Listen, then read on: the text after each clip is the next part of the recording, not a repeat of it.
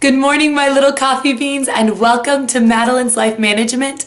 Today, I'm going to be talking about things I do every day to protect my marriage. I'm just going to share with you guys what I do every day to protect my marriage and make sure that I'm making it a priority, that I'm honoring the commitment I made before God.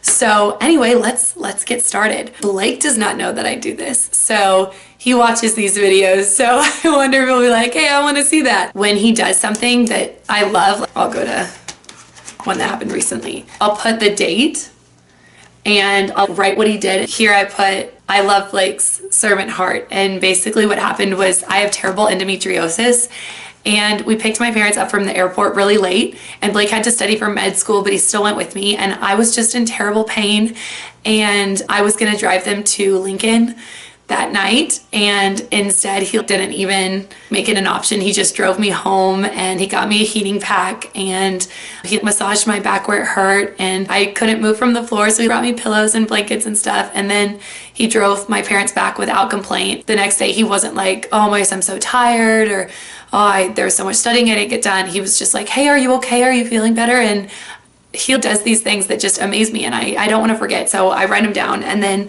sometimes if there's something we're going through, I just read through some of the entries, and it just makes me feel like the luckiest girl in the world that he's my guy. I have a few entries from when we were first dating, and it's funny how the things that I write down change. I'm still proud of those things, but it's just funny how circumstances change. The things I write down early on, it was, I love how athletic he is, and now it's, I love his servant's heart. A great tip is to read through it when you're in a fight. I think you do this in the beginning of a relationship without thinking about it, but sometimes if I'm really low energy, if I'm sick or not feeling well, it's good to still remind myself of this. Whenever he comes home, I come home, I run up and I hug him, and I'm so excited, and I kiss his cheek, and I'm so happy to be with him. And I think it's so important to make your greetings express, oh my goodness, I missed you so much, I love you so much, I'm so glad you're here. And also how you greet people is how they're going to greet you the next time you see them. It'll set the tone for the rest of your interaction together. And so if you just stay on the couch, then they kind of feel like, oh, you don't care that I'm home. Being so excited sets the tone. I'm so happy you're here, let's hang out. I want his first interaction with me after a long day to be a positive one. This makes my relationship a priority. It gives me ideas and inspiration to maintain certain things. What you give your time and energy to, that's where your heart is. And I already shared this in, I think, a vlog video, but I'm doing a book club with my next door neighbor who I love so much, and we're reading this, Keep Showing Up, How to Stay Crazy in Love When Your Love Drives You Crazy. And we're doing like a little book club of this. So during my quiet time, after I've like read my Bible and stuff, I love reading a book on marriage. So I'm reading this one for the book club, and then I'm also rereading this one, and I have a lot. I'm always rereading a marriage book, but I just like to do like at least a chapter a day just to make it a priority in my mind. Like if I'm focusing on it every single day, it's a priority for me. And I just love the marriage relationship anyway. I've always been really interested in that stuff.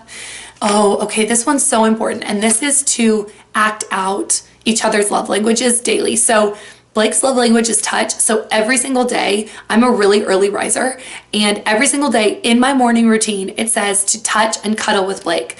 So I get my coffee, or sometimes I don't get my coffee if it's gonna spill, but sometimes I do get my coffee because I'm really tired. But I just snuggle up to him and I touch him and play with his hair and just love on him for like 15 minutes, and it just sets the tone for the rest of the day that I'm living out his love language. And then whenever we're together, if we're in the car, put my hand on his leg, or I hold his hand, or I'll play with his hair. If we're in church, I'll be holding his hand, or I'll have my arm wrapped around his.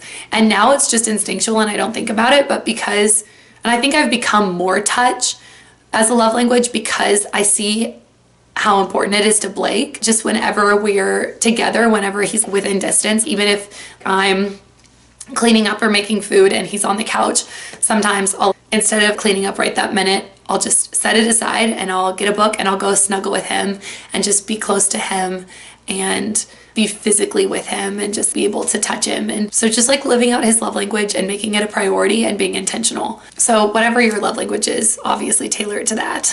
Okay, this one is the most important one, but this is quiet time. So during my quiet time, I read and pray and just have that time with God and my security and sense of fulfillment through God first. And then everything else from Blake is a blessing and overflow, but it's not an expectation, and I'm already filled up by God, ready to pour out, and I'm not looking at Blake to do that, especially in mid school. I remember early on in our relationship, we got into some fights because he wasn't available because he was in med school, and then I realized that I was looking at him to fill certain needs when I should have been looking to God. Make sure that I'm serving Blake, and one thing that really stresses him out is food. He wants to know what we're having and stuff like that. So I just write on the whiteboard. It's really easy. I write what we're having. I do our grocery haul, make a grocery list, do like recipes, save them. And I've just gotten into a routine. And so it's a good way to serve him in a way that really matters to him. And because I'm investing time and energy into serving him, it also makes me feel love towards him. Okay, so this is a little tip. And this tip is to reduce stress through communication. And what I mean by this is if you guys are super busy and you're not going to see each other all day, give them the plan of attack. So I like to, when I'm touching Blake in the morning, sometimes I know he won't remember, so then I'll write it on the whiteboard, but I'll be like, hey, tonight, this is what we're having for dinner. I wrote down your options for leftovers on our little whiteboard on the fridge. I love little whiteboards. I have big whiteboards. I have little whiteboards. I have a schedule whiteboard. I have all kinds of whiteboards. I love whiteboards. These are the options. I know you need this. I'm going to pick that up at the store today. This is what I'm doing. This is my plan. This is where I'll be. I have this going on at work today. I just kind of give him the plan. And that's really nice because then he knows what to expect. If I'm not going to be there, he's not like, wonder where Madeline is, or, you know, he kind of knows what's going on, and it really reduces stress for him. And I know it reduces stress for me a lot. Sometimes I'll just be like, hey, Blake, what's the plan? What's going on? Let's coordinate our schedules. And it just really helps to have that little, we're a team, we're together, what's going on. If you guys have any tips or tricks on marriage, please write them down below. It's something that really interests me. Thank you so much for watching, and I will see you in my next video.